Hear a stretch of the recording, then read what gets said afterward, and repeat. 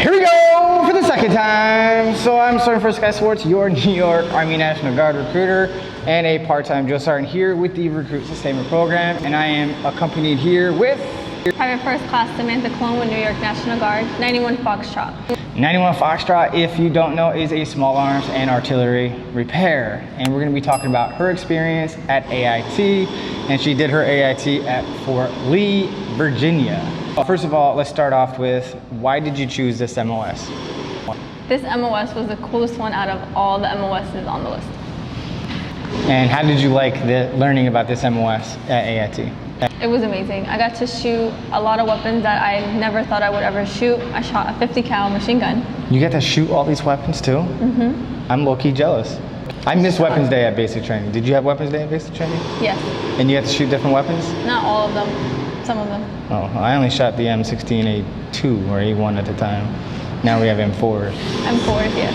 Yeah, so that's pretty cool. What were some of the things that you learned at your AIT in your MOS as a 91 Fox? So throughout basic training on white phase, you learn how to clean your M4, maintenance your M4, learn the basic of an M4, but through AIT, you go into the detailed disassemblies of all of the weapons, to pistols, to the M4 back at basic, to the 50 cal machine guns, to snipers, to the 777 artillery, and all the other weapons that we work on.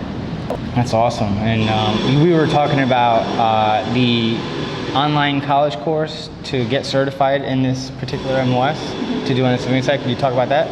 So it's through Penn Foster, Fort Lee, Virginia, gave us this website to do a gunsmith certification on it.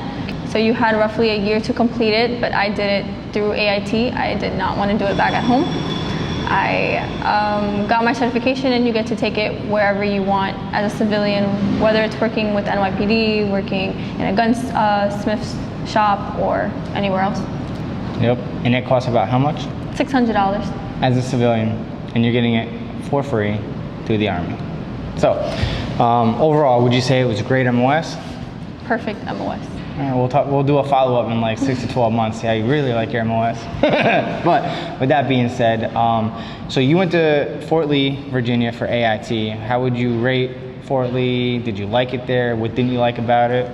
Well, Fort Lee is considered Fort Never Leave. Why is never leave? Because you never leave. You're stuck there when you get there. But for us, I feel like Fort Lee was what I would have expected from a school training environment. Everything was on your own. You were supposed to be disciplined. You were supposed to be a soldier already. You were considered a soldier as soon as you walk through Fort Lee's gates. So you already had a specific standard to go by through the drill sergeants, from the drill sergeants, from first sergeants, from anybody in your chain of command. So it was pretty good. How were the drill sergeants at AIT compared to basic training? Were they more strict, less strict, more chill? So they already had a standard for you. So from basic, the drill sergeants are supposed to break you down and create the soldier they want you to be. Through AIT, you're already expected to be the soldier that they want you to be. So everything is basically on your own, and just proving to them that you are disciplined and can follow whatever task and complete whatever task that you're given. Okay, and what was your typical day like? And did you have your phones? Did you not have your phones? How did that also work too? Prior to COVID, you weren't allowed to have your phone. You had to phase up and do a test in order to get your phone back and to get those privileges, whether it's just your phone, electronics, game consoles, or even off-post pass.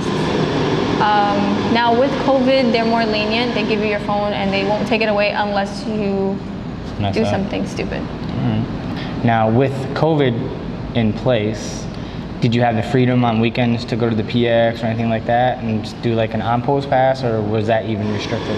So you basically had 9 to 5 Monday through Friday, and then Saturday and Sunday was your basically free days. So you would do morning formation, accountability, and then you would get your daily schedule for Saturday or Sunday. And it would either be PX runs, whether it's graduation, inspection, or ODX layout, or stuff like that. You would basically have the rest of the day off. You would just make sure you were there for each accountability that they had. Okay, but were you allowed to go on post anywhere you want, or not so much? Just the PX and the troop store down the block. Okay, fair enough. Better than nothing.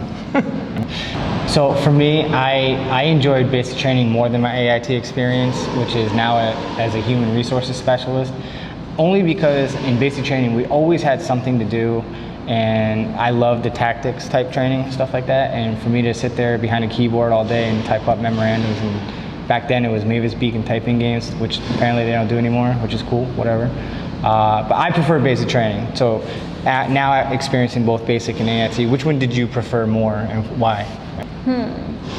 I would say I prefer basic as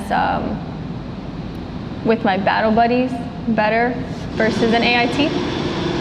My relationship with my battle buddies are way more closer than my AIT battle buddies. Because you embrace the suck together. We embrace the suck. AIT is like a 9-to-5 job with PT in the morning, weekends off. Kind of boring. Yeah, you have to try to make the fun out of it. Like, you have to actually want to go out on Saturdays and Sundays, but basically all you want to do is sleep. But when you're in basic, it's like you're with your battle buddies every step of the way, every qual, everything. You're with them. They embrace everything with you. Awesome. And one more question before we wrap this up. What advice or tips would you give one who's about to go to 91 Foxtrot school? Okay, so the advice I would give a new 91 Fox would be to take notes.